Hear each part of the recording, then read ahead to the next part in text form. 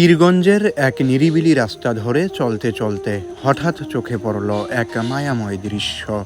মাদ্রাসার ছুটি শেষে ছোট ছোট ছাত্র ছাত্রীরা যে যার মতো করে বাড়ির পথে ফিরছে। কেউ সাইকেলে ভর করে, কেউ মিশু কটোতে, আবার কেউ হেঁটে।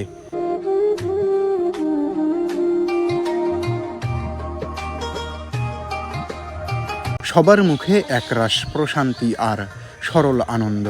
মুহূর্তটা যেন হৃদয় ছুঁয়ে গেল, অজান্তেই মনটা আবেগে ভরে উঠল। এরা সবাই আলতাবনগর ইসলামিক ইনস্টিটিউট, পীরগঞ্জ, রংপুরের শিক্ষার্থী। তাদের এই সরল সুন্দর পথ চলা যেন গ্রাম বাংলার নির্মল জীবনের এক জীবন্ত ছবি।